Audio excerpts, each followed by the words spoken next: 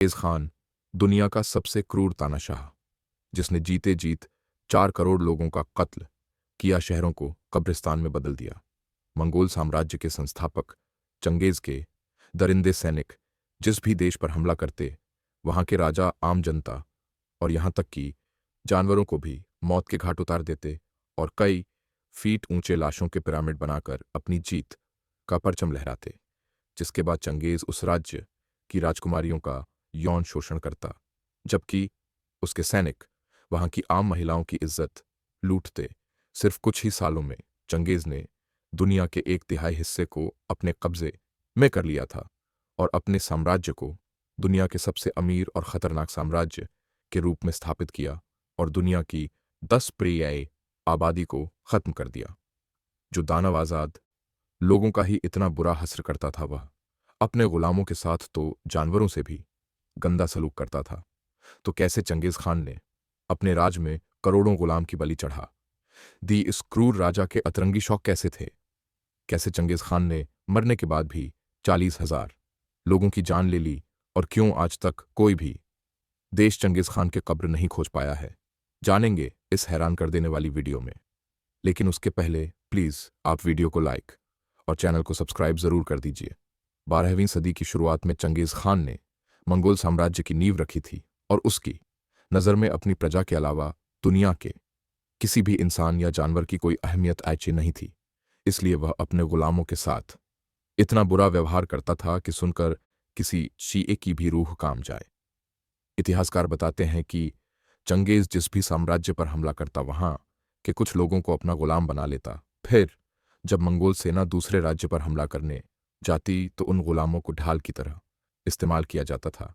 यानी जब भी चंगेज खान की सेना कहीं युद्ध के लिए जाती थी तो वह अपने गुलामों को सबसे आगे चलने के लिए मजबूर करता था, या गुलाम मंगोल सेना से पहले ही निहत मारे जाते थे, क्योंकि यह लड़ ऐसे या भी नहीं सकते थे, जबकि मंगोल सेना को ना के बराबर नुकसान होता था। साल 1206 में मंगोल साम्राज्य जी की नींव रखने 3 साल बाद 1209 में चंगेज खान ने शीजिया के टूट साम्राज्य पर पहला बड़ा हमला किया था, जिसमें उसने पहली बार 3 गुलामों को अपनी सेना के सामने ढाल बनाकर खड़ा किया था। यह चीनी सैनिक उसने 1203 से 1209 के बीच चीन के कई इलाकों पर हमले करके पकड़े थे और इस युद्ध में इनमें से अधिकतर गुलाम निहत्थे मारे गए।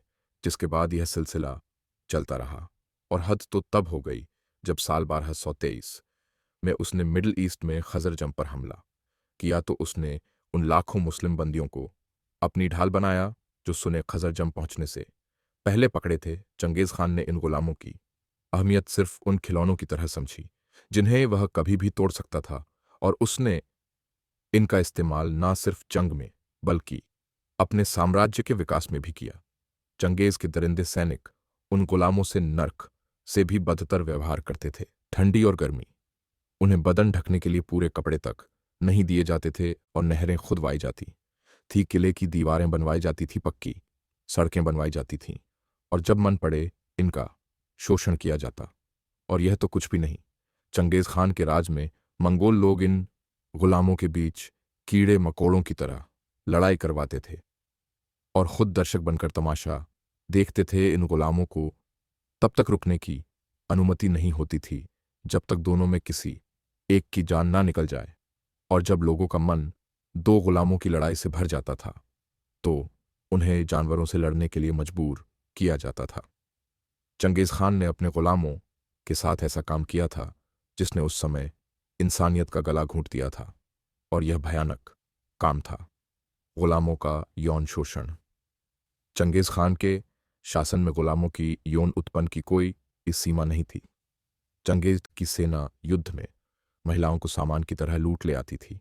फिर उन औरतों पर चंगेज के बेटे पोते और सैनिक काफी जुर्म ढाते थे। खुद चंगेज खान जब दूसरे राज्यों के सामने युद्ध जीत जाता तो वहां के राजकुमारियों और अगुआ करके ले आता और उनका यौन शोषण करता, और उनमें से कई गर्भवती हो जाती।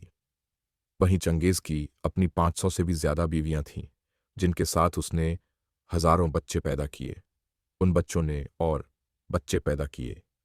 इसलिए कहा जाता है कि आज भी दुनिया भर के 1.6 करोड़ लोग के रगों में चंगेज खान का खून दौड़ता है और उनके डीएनए में चंगेज का डीएनए है।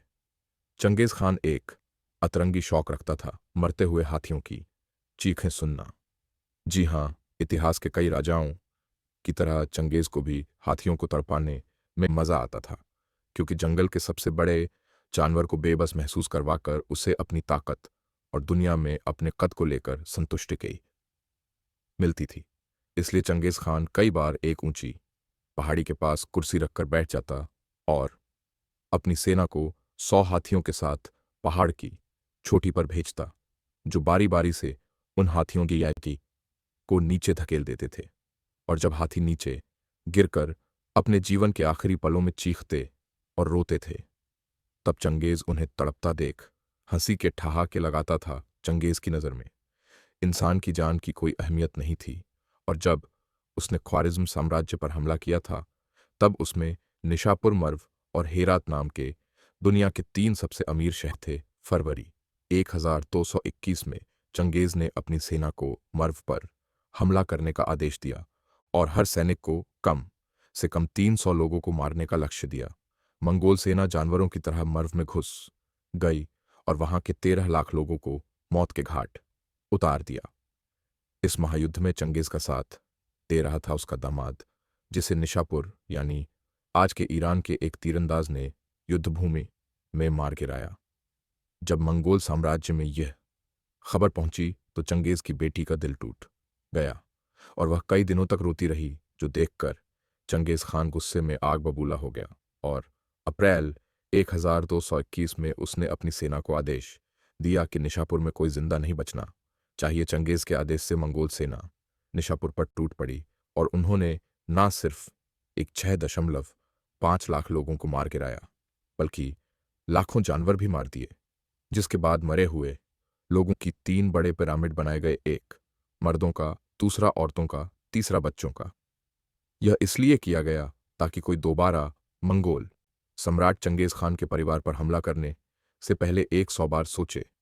इसी तरह मर्व और निशापुर के बाद हेरात को भी तबाह कर दिया गया और इस हमले में मंगोल सेना ने करीब 57 लाख लोगों की जान ले ली।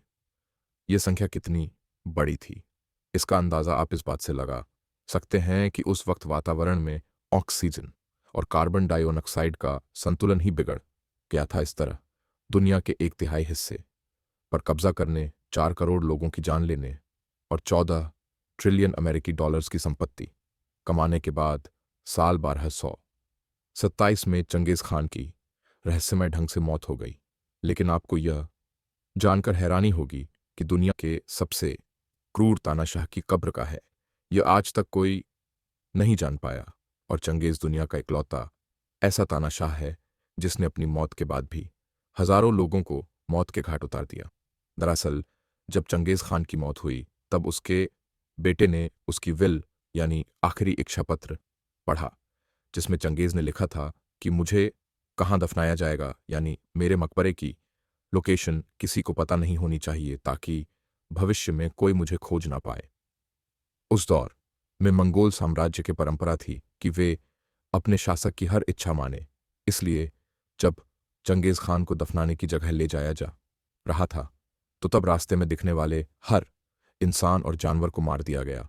फिर उसे दफनाने के लिए अनगिनत गड्ढे खोदे गए, उनमें से एक में उसे दफनाया गया। इस दौरान चंगेज की अंतिम यात्रा में 2000 लोग शामिल हुए, जिन्हें पता था कि चंगेज को कहाँ दफनाया गया है, यानी उनकी मौत की तारीख लिखी जा चुकी थी।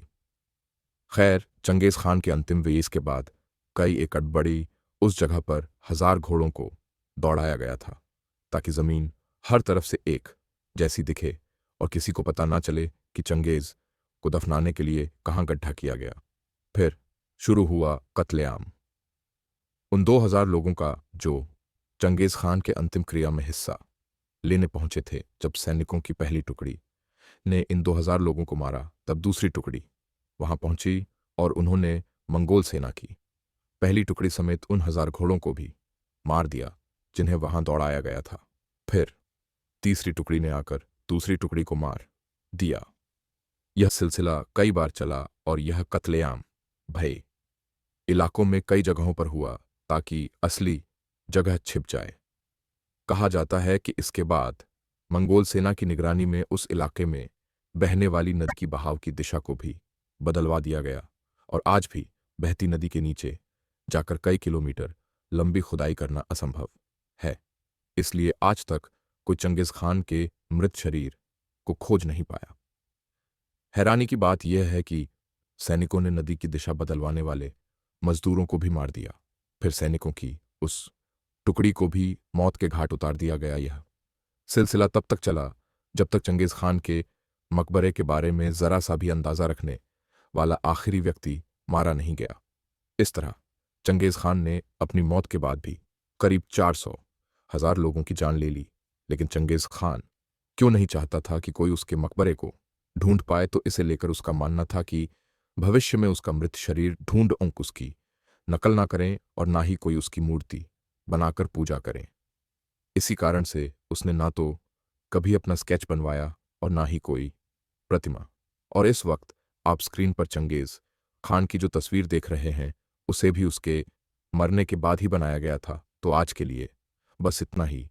आपको यह वीडियो कैसा लगा और दुनिया के इतिहास में चंगेज खान जैसा दूसरा खतरनाक तानाशाह कौन था, अपनी राय कमेंट में बताइए।